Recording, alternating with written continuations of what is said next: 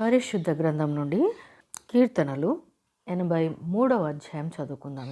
మహోన్నతుడా, మహాకృపగల దేవ, మా రక్షణకర్త, నీకే స్తుతులు స్తోత్రాలు వందనాలు చెల్లిస్తున్నామయ్యా. నీ వాక్యం ద్వారా మమ్మల్ని అందరినీ బలపరచమని యేసయ్య పరిశుద్ధ నామమును అడిగి వేడుకుంటున్నాను మా తండ్రి, ఆమేన్. దేవా, ఊరకుండకుము, దేవా మౌనముగా ఉండకుము, ఊరకుండకుము. నీ శత్రువులు అల్లరి చేయుచున్నారు, నిన్ను ద్వేషించువారు తల ఎత్తి ఉన్నారు. నీ ప్రజల మీద వారు కపటోపాయములు పన్నుచున్నారు. నీ మరుగుజొచ్చిన వారి మీద ఆలోచన చేయుచున్నారు. వారు ఇజ్రాయేలు పేరు ఇకను జ్ఞాపకం రాకపోనట్లు జనముగా నుండకుండా వారిని సంహరించుదము రండని చెప్పుకొంచున్నారు. ఏక మనస్సుతో వారు ఆలోచన చేసుకుని ఉన్నారు. నీకు విరోధముగా నిబంధన చేయుచున్నారు.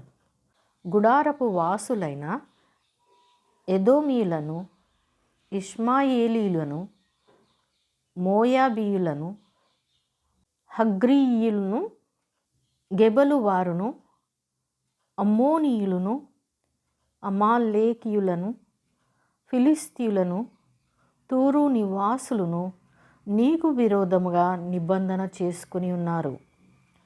అష్షూరు దేశస్థులు వారితో కలిసి ఉన్నారు.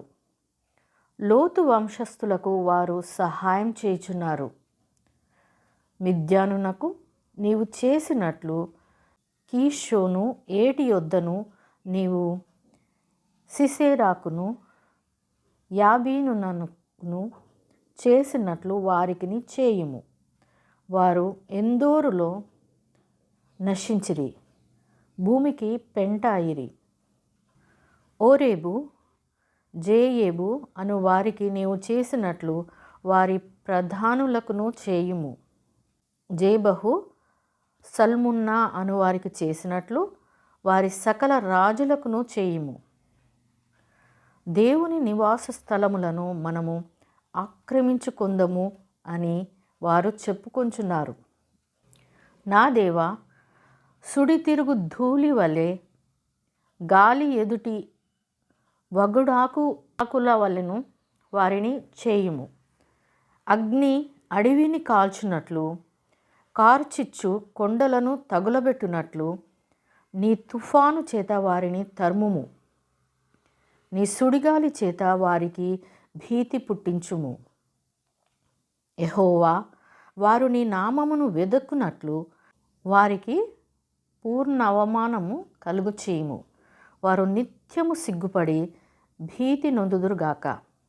వారు భ్రమసి నశించుదురుగాక.